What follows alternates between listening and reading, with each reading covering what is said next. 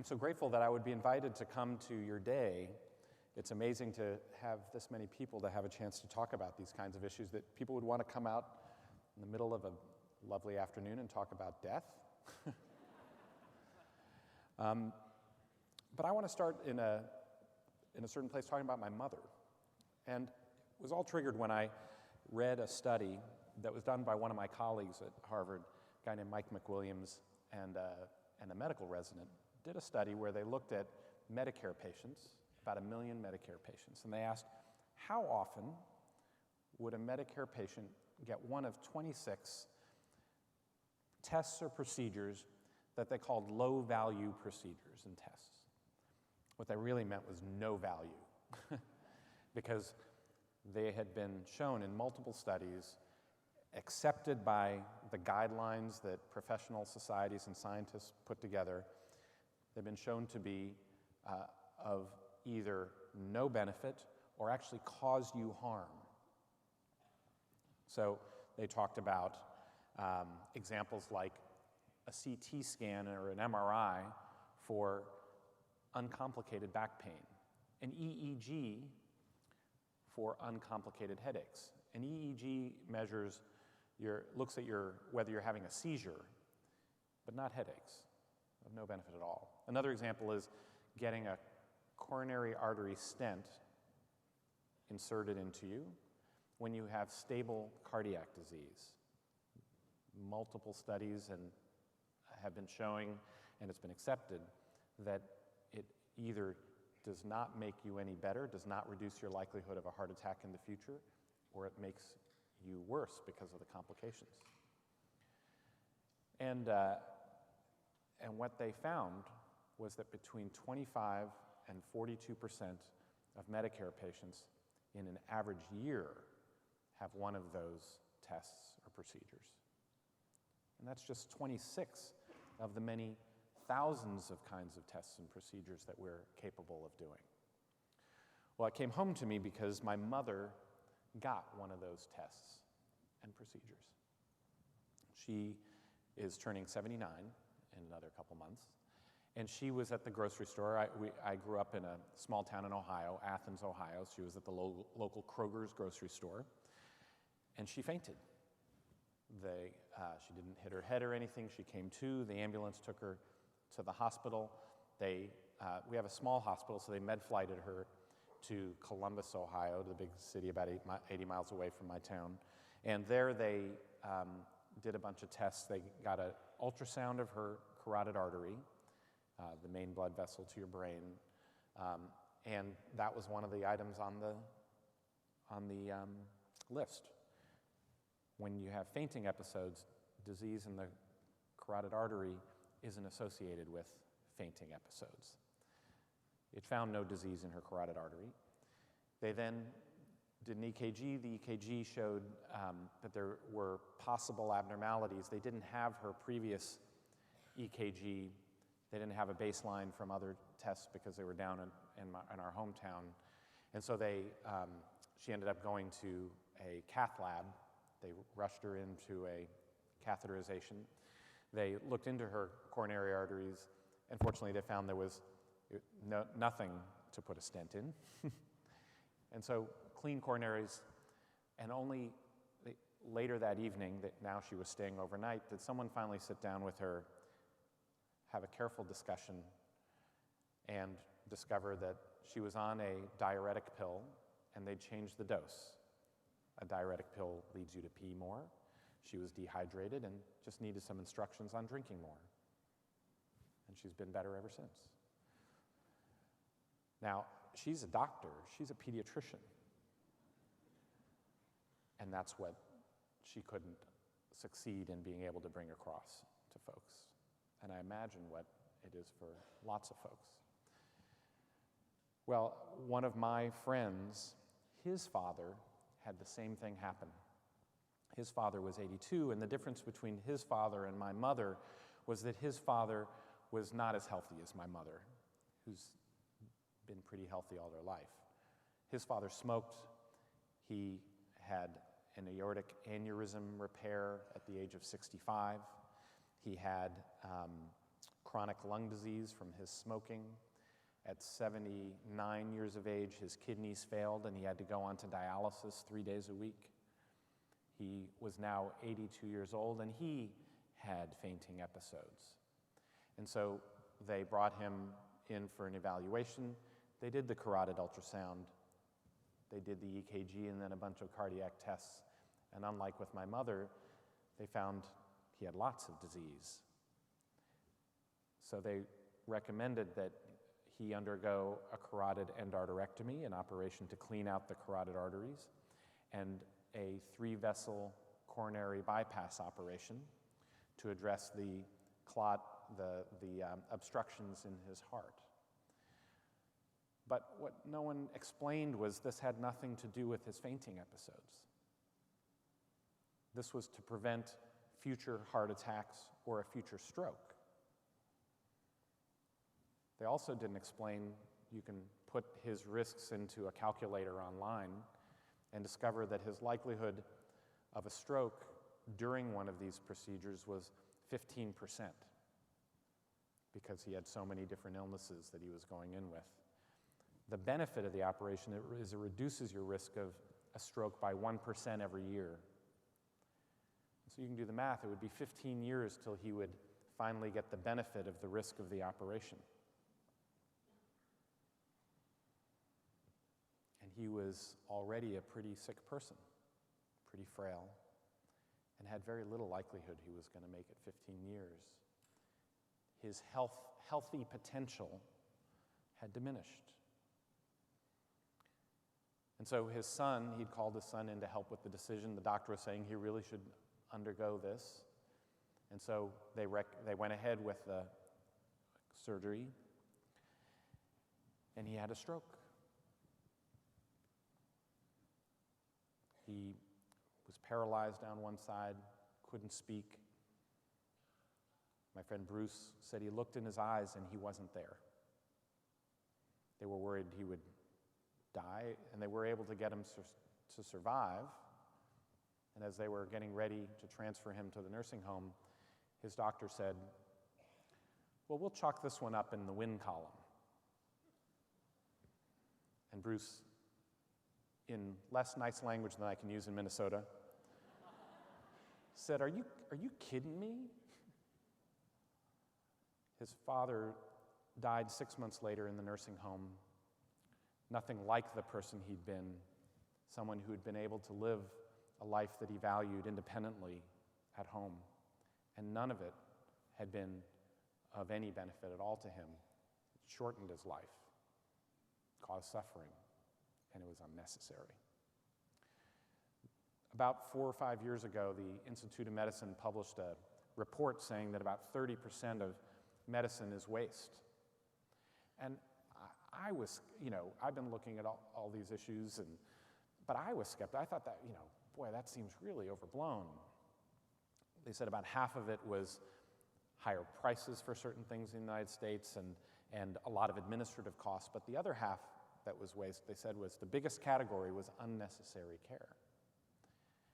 And I hadn't believed it until I saw what my mother went through, what my friends went through, and then I've started paying attention to my own patients, and I saw how much of even what happened to my patients along the way could accumulate and become very normal for people to receive care that is of no benefit and often of harm. What do we do about it? Well, the answer that we had in the 80s and 90s was what I would call the mother may I solution. Anytime you needed an operation, anytime you needed a test or a scan, you would call up the insurance company and say, "Mother, may I?" And it drove us crazy because there was the people who were getting something unnecessary, but then there were the people who were getting something necessary, and you couldn't fight your way through it. You had to, it was a tremendous battle to get the right things done. But the second reason it drove us crazy was because even if they stopped something that maybe they thought was unnecessary, what you were left with was your doctor feeling that their plan didn't go through. Yes, suppose you called up and said, "Mother, may I?" They said, "No, you can't have that ultrasound study or anything else." You take away what's unnecessary. It doesn't mean you're providing what is necessary. Would somebody sit down with my mother and actually have the discussion about what's really happening to her? And it's forcing us to think much more deeply. And I think in this new round of healthcare reform, a lot of it highly politicized, I think it's made us think much more deeply in ways that are bringing out what I think is a massively important insight. And that is that we have discovered in the last century an enormous range of capabilities. But it's turning out to be teams of specialists working together, groups of people that produce far better results than individual autonomous clinicians acting separately. That the power is in the groups of people working together. But we have built our system around cowboys. We've paid, trained, and rewarded people for being cowboys when it's the pit crew that we need. And that's left us making this massive change where we are in the midst of a shift in changing the whole way that we pay doctors, a shift in the way we're paid to reflect working together as teams instead of paying each of us as individuals, and then beginning to think about how you design the systems that connect all these people together. A friend of mine said that we've moved from the century of the molecule to the century of the system. In the last century, we got enormous power from the science of reductionism, reducing things to their finest component parts, that we would understand that the gene was the critical unit of human life, that the neuron was the core component of the function of the brain, that you would super specialize, not only to have a pediatric surgeon, but a pediatric surgeon who specializes in, one particular set of problems in the liver or in the kidney or in the lung. And it has given us enormous success and power. But we're discovering in this century that we've now crafted a world where everybody has just a piece of care, a piece of the picture, and it's how it all connects together that matters, that the genes network together in ways that sometimes produce disease and sometimes produce health, and that we have to understand that as a science, that it's how the neurons connect in a network that produce behavior, that produce depression sometimes, can produce schizophrenia, but can produce health in other ways. And until you understand how those connect together, you don't understand what you can do or how the body works. And in a similar way, you don't understand what is possible until you knit these groups of people together. We've gone from recognizing that we have created a fantastic system for delivering stuff, pills and procedures, a machine for delivering pills and procedures. Well, what we now want is a system that can deliver outcomes, that can take responsibility for those kinds of outcomes. And that's led to a radically different kind of innovation and thinking. We're realizing that if everybody has just a piece of care, even the primary care doctor has just a piece of what goes on, then we need two things: innovation in measurement. If all of us have only a piece of care, none of us see what actually happens.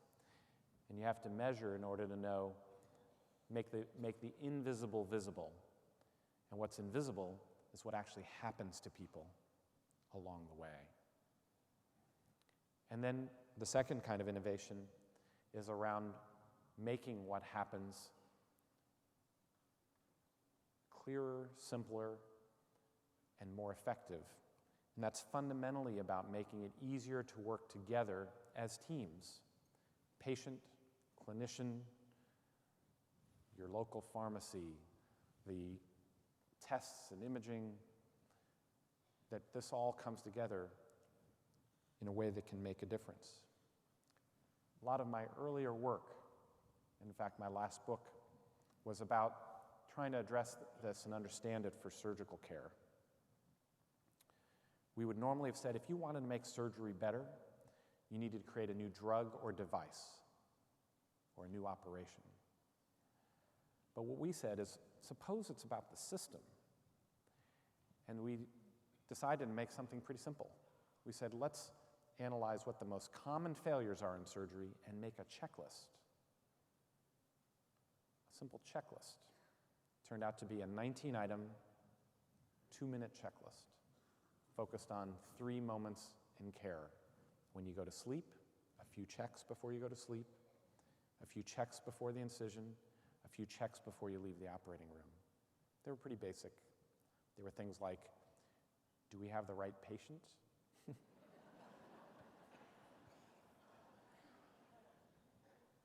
Have we made sure that you have blood and the right IVs if you could lose a lot of blood? Has the team actually planned for what is going to come? These are really kind of like a huddle before the football game saying, where's the ball going to go? So the team introduces themselves by name and role because it can be new teams all the time. That they talk about what your particular medical issues are that everybody should be aware of. That the surgeon described the goals of the operation, how long they expect it to take, how much blood loss the team should be prepared for, anything non-routine that people should know about. And the nurse discusses what the equipment is that they have planned, any infectious concerns, and only then do they say break and make the incision. We tested in 8 cities, ranged from London, St. Mary's Hospital, where the latest royal couple have had their baby, to Toronto General Hospital, to University of Washington in Seattle, but then also a rural hospital in Tanzania, a crushed city hospital in Delhi, a refugee hospital in Amman, Jordan.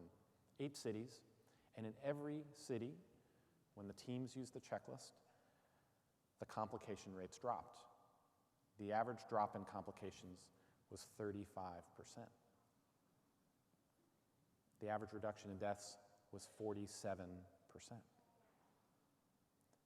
There's no drug, there's no device that accomplishes that kind of thing. Instead, it's a checklist. It's free. If it was a drug, I'd be a billionaire. And yet it's harder to drive into the world and get people to own. Imagine that if you had a huddle before a football game and the quarterback said, I don't believe in the huddle. And so they stand there, you guys do the huddle. And then they go to the line. Well, not surprising, it doesn't work if you don't own it and make it your own. And we're in the midst of that transformation. It's now the standard of care across the United States and across Europe. We're learning how do you bring it to the middle and low-income world. But more importantly, we're still learning how do you get a team that comes to the huddle and has a surgeon saying, I believe in this and I own this and I'm going to make this my own. Change it to make it the better way that they want to do it. But even after walking through and doing that, it was very clear that you could have everybody together, huddled around the patient, getting ready to do the procedure, and it wouldn't answer the question that Bruce's dad or my mom had, whether you even have the right decision to have them there on the table in the first place. And that's where I struggled, because I knew that I was putting the wrong people on the table at times. And the most common instance was in the people who were the least healthy of all, people facing the end of life. And the question would always come, what do we do? Surely there is something that we can do. There's got to be something It's better than nothing, right? And I often felt that exact same way too. I wanted to be the hero. That's why I went into surgery. I fix stuff. But what happens when you cannot fix?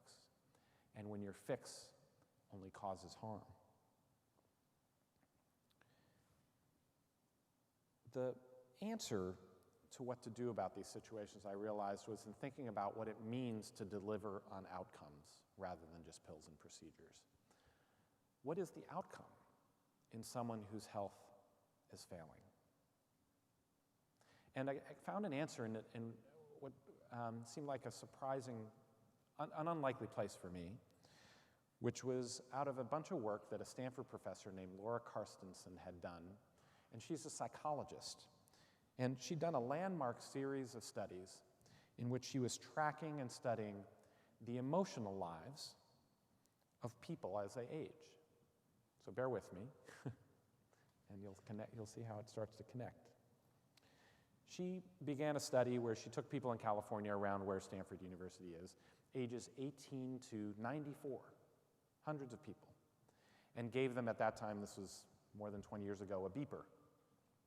And she would page them at random, and at that time they would get some instructions about what she wanted them to do. So, for example, she would page them at random and they might be notified to stop and record on a little bubble sheet they had what emotions you're experiencing at this moment in time. Are you happy? Are you sad? Are you angry? Are you frustrated? Give a range of different kinds of emotions. Or they might ask, here's a bunch of trade-off questions I want to ask you. If you have only half an hour to spend right now with anybody you wanted to, who would it be? Would you want to be with your sister, your mother? Would you want to talk to the singer of your favorite song? Would you want to go out to a nightclub and meet someone new? What would you most want to do? And she tracked them over years of their lives. That study has now been going on for more than 20 years as people aged. And as people got older, there was a fascinating set of things. They got unhealthier. That's not so surprising. Their abilities declined. But they also found that their desires changed along the way. People shifted in their younger years from focusing on acquisition, on getting, achieving, having, wanting visibility and recognition, to, and therefore wanting wider networks of people. And then a shift to intimacy. So, at the younger age, people would say, yeah, I want to hang out, I would love to hang out with that pop singer, or I would love to go to that nightclub, even if it's 2 o'clock in the morning and it's loud and smoke-filled. Of course, that's not allowed nowadays. And, stand there shouting at the top of your lungs, hoping you'll meet somebody new. And as people got older, they said, nah. People focused on a narrower group of people around them. They narrowed their networks. They were focused much more on deeper, more intimate relationships. They wanted to know they were making a difference for people they were close to. And they were focused less on getting rich or owning more stuff. They also changed their emotions. For example, at a young age, people didn't know what it was to experience poignancy. It only happened later, that kind of bittersweet emotion of experiencing both positive and a negative emotion at the same time, poignancy. But here was the most striking thing of all to me. As people got older, their health declined. They often became more disabled. They became happier in their life. Anxiety levels, the rates of high anxiety, the rates of depression drop. People at 75 feel better about their lives and in better mental health about their lives in general. I know contrary examples. In general than they were when they were in their 30s and 40s. And the one time that that starts to change is when they enter our institutions, when they become parts of our systems of nursing homes and hospitals and things like that. There's a lot of thinking about why would it take so long to discover happiness? Why would this not happen until people are in their 70s, 80s, that they would be less focused on getting to that nightclub, meeting new people, achieving. And there were a lot of theories that, most common theories were the idea that, perhaps it just takes time because you have to have experience in life. You learn along the way about what matters and what doesn't matter.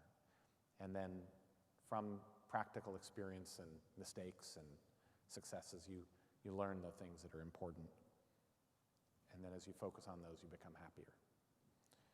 There was another theory that maybe it takes time because the brain changes and you're only capable of certain things, that you have to have certain parts of your brain that evolve. But there were a few things that she did, that Laura Carstensen did in her study, that made her recognize that all those theories were wrong. And it came from the circumstances of being in Northern California in the late 80s, early 1990s, when the HIV epidemic was going through the gay population in Northern California in particular. And you had young people become terminally ill and begin to die because the treatments at that time were still not well developed yet. And what she saw was that there was a young signature that I described and an old signature of people's emotions and desires. But the exception were the people who had become terminally ill, who went from the young signature to match the old signature. They actually had a better sense of their lives, a better sense of their well-being, even as their health declined. Were clearer about what mattered to them versus what didn't. And then as they're doing the study, 9/11 happened. And you saw a really weird shift where everybody they were surveying moved to the older population. People suddenly didn't want to be at that nightclub at night. They didn't want to hang out with the pop singer. They wanted to be with their family. They wanted to be with their friends. They wanted to be with the people closest to them. It was a time of uncertainty and fragility and danger. You didn't know what was going to happen. And then 3 months later, everybody went back to everything that they used to do.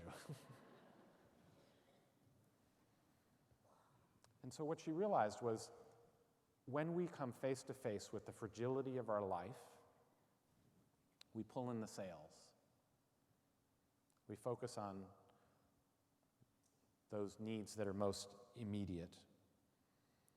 And what it also taught, and what it revealed to me as a core lesson, was that well-being is possible even under the most severe constraints.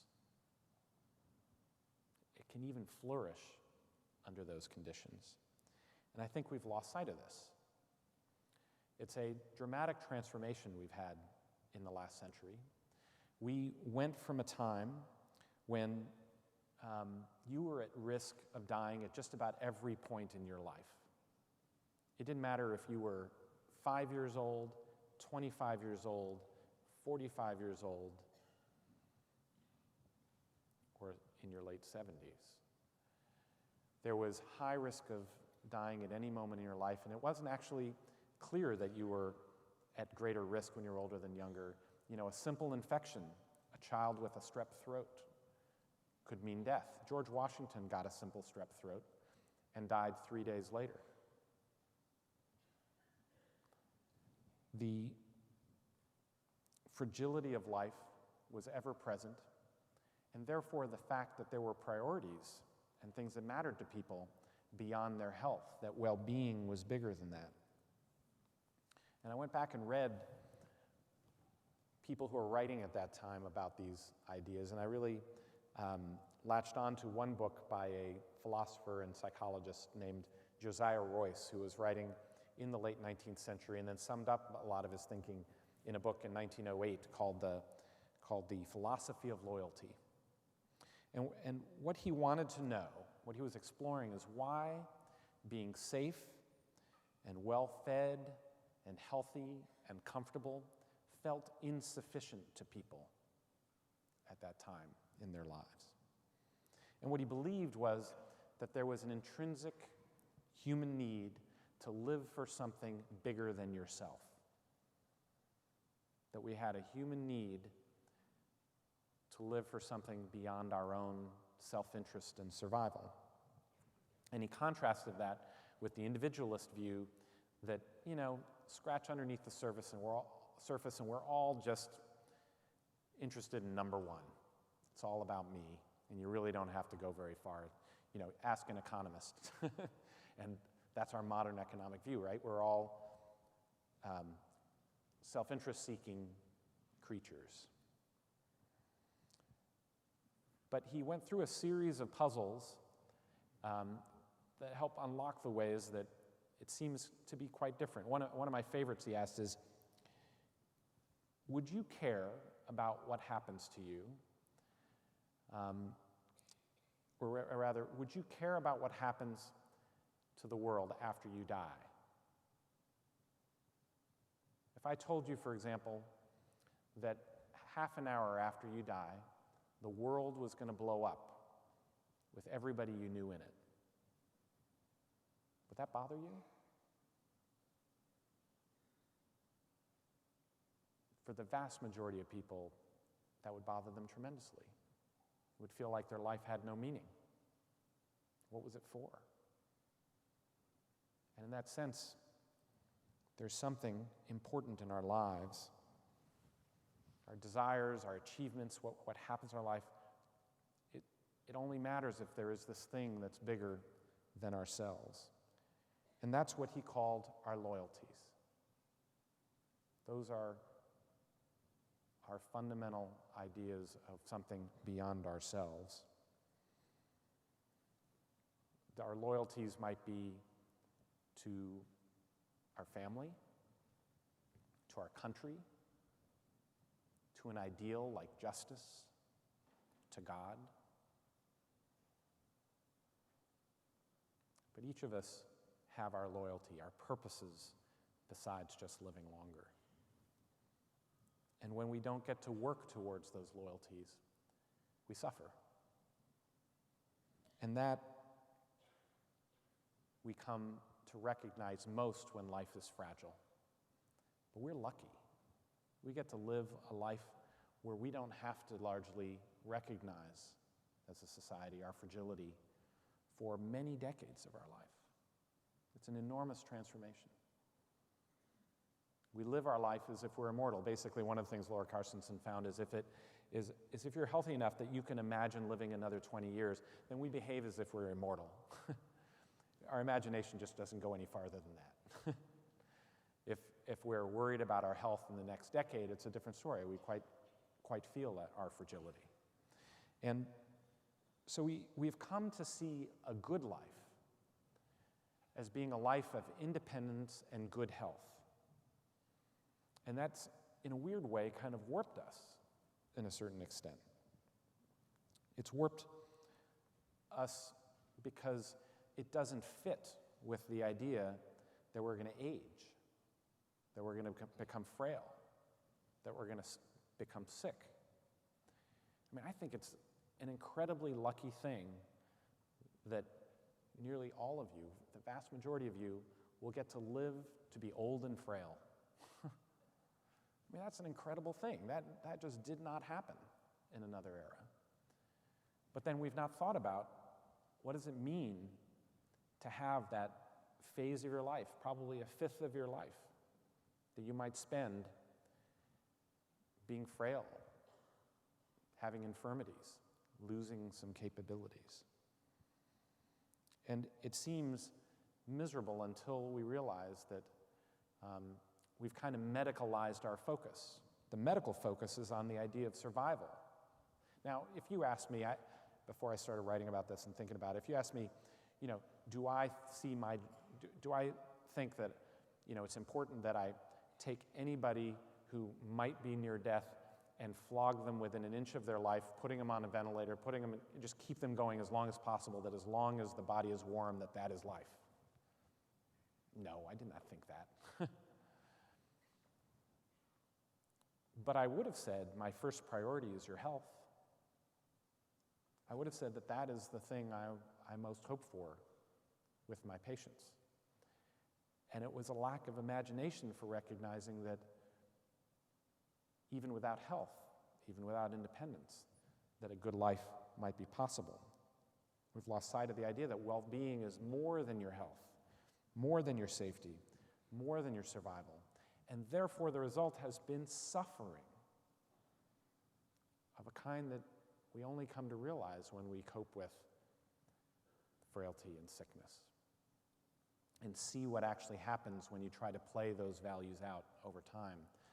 But I began to see it in what happened as my mother and father got older, as my father got a serious sickness, I think, and see what happens as people that were my own patients began facing conditions that began compromising their lives.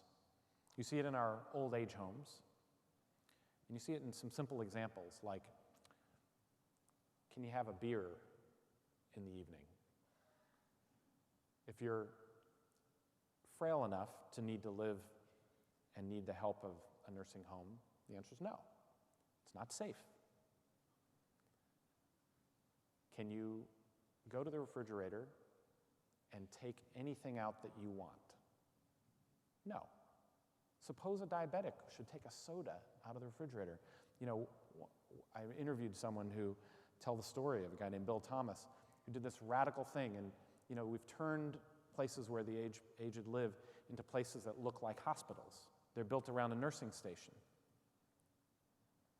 And so he moved the nurses out of the center and put a kitchen in the middle. And in the kitchen was a refrigerator, and the residents could go in and take out anything they wanted. How could that be safe? But that's what it meant to have choices and a life. I visited a nursing home where I saw an 85-year-old who'd been written up. You're living in a kind of place where you can get written up. Okay, this is another part of this. She had Alzheimer's disease, and she got written up for hoarding cookies. She had medical orders to eat only pureed food because she could choke, potentially.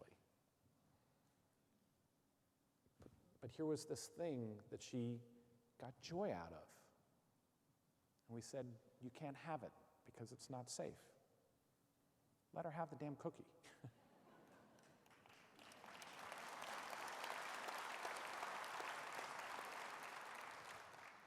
Just because you're in a wheelchair doesn't mean you therefore give up having a purpose in your life. And what we weren't asking is, when we go, I've been visiting retirement communities with my mother, who started to have some advancing needs. And, everybody has wanted to tell you about how safe your mother will be.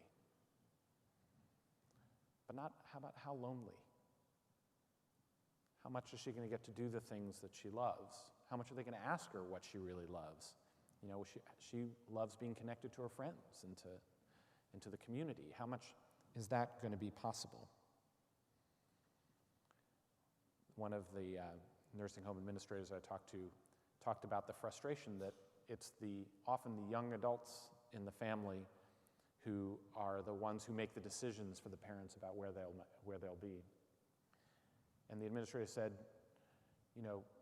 It's safety that we want for those we love, but it's autonomy that we want for ourselves.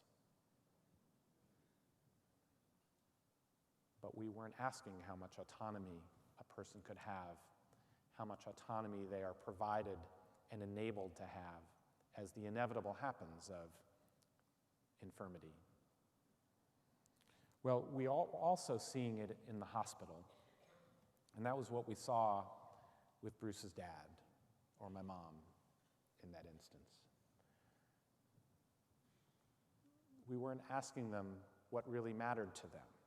And for Bruce's dad, it was very clear what he most wanted was to be independent at home to the extent possible, as that was as good a life as he could have possible. That was what he wanted. What he did not want was that the fainting episodes would mean that he would lose that ability to live a life that was according to his own choice. He wanted to continue to be the author of his own story. And his concern, if you'd have asked, was that. Well, my most recent book, Being Mortal, was an effort to try to understand what we are getting wrong at the end of life. And the way I went about it was simply to talk to as many people as I could. I ended up interviewing 200 patients and families about their experiences with serious life-threatening illnesses and with serious infirmities in the course of their life. And then I interviewed scores of practitioners who saw a lot of those people, dealt with those particular problems. And they were often people on the kind of sidelines of healthcare, palliative care doctors, geriatricians, critical care doctors, nursing home aides, nursing home directors, crazy people doing research like Laura Carstensen, radicals, reformers, Bill Thomas, who began building these new kinds of places. He calls himself a nursing home abolitionist. And the people who were really good at knowing what to do in these circumstances, I realized they were expressing a very simple idea. And that was that people have priorities in their life besides living longer.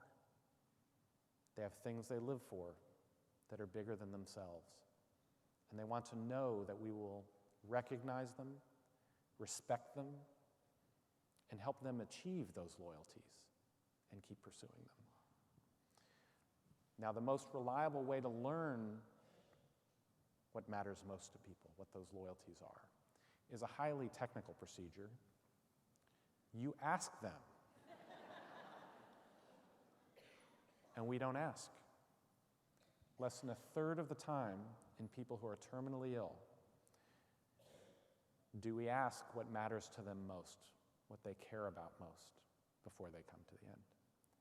But when we do ask, well, first of all, when we don't ask, the result is that the care ends up out of alignment with what matters to them, of course, because we haven't asked.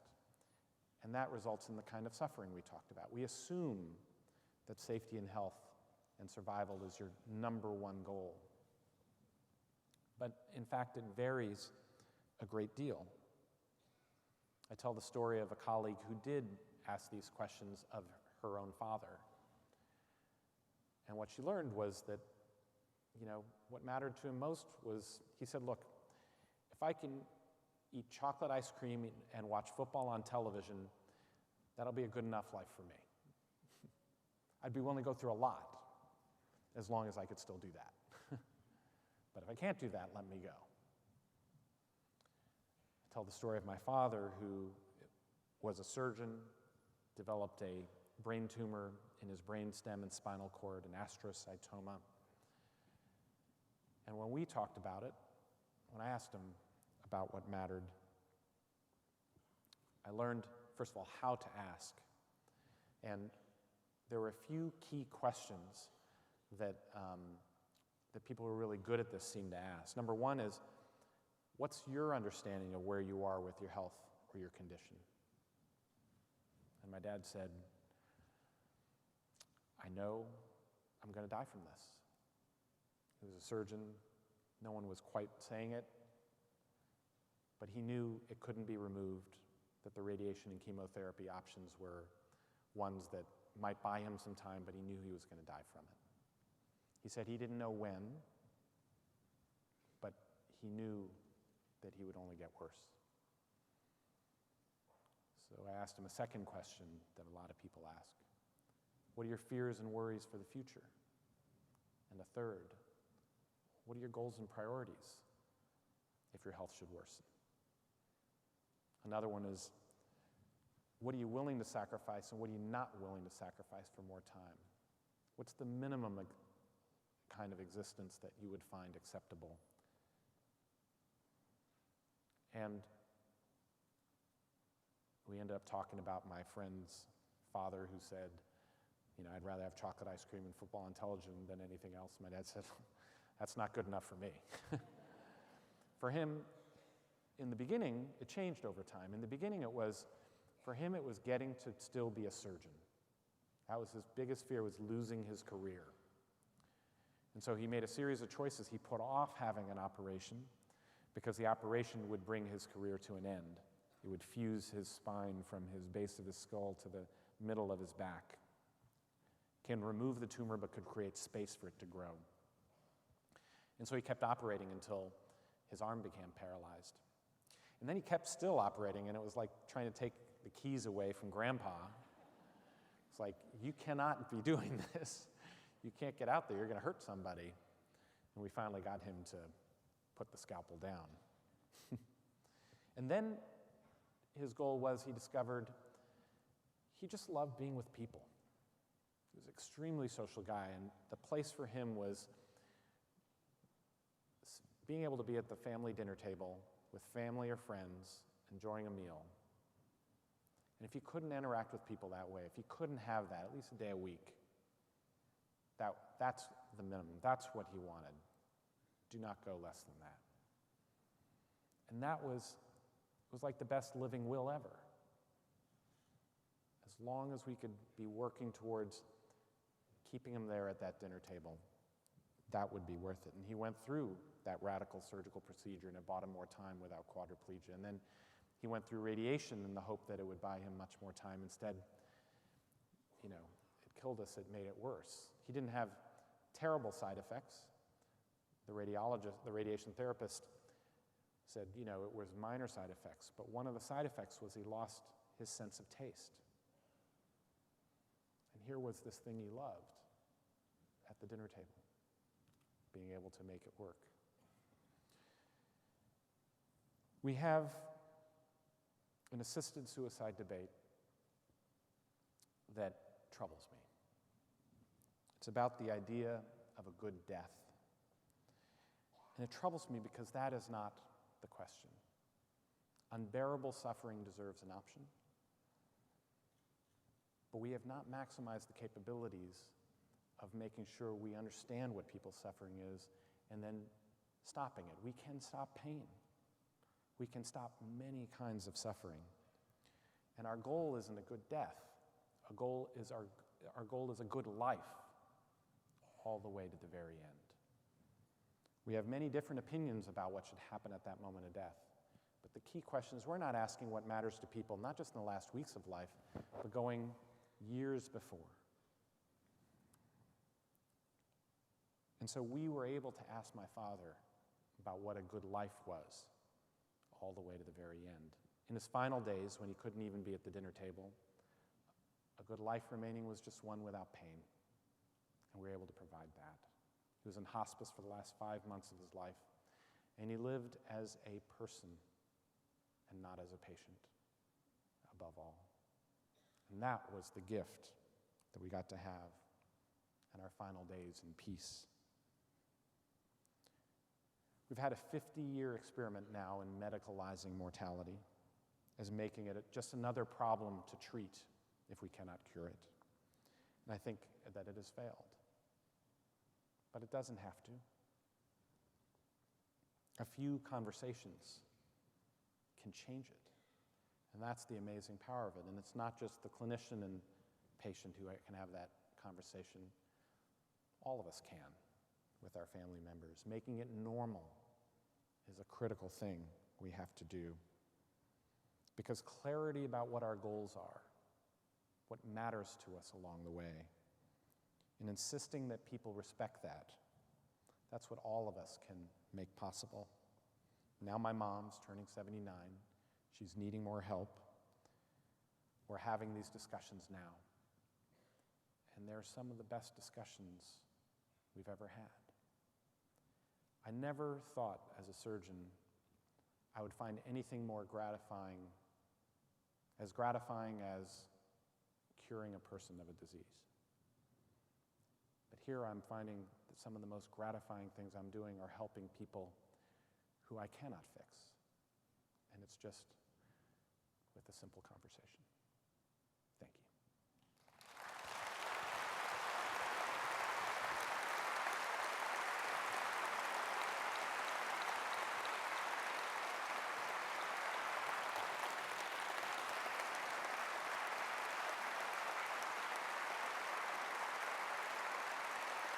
Thank you very much.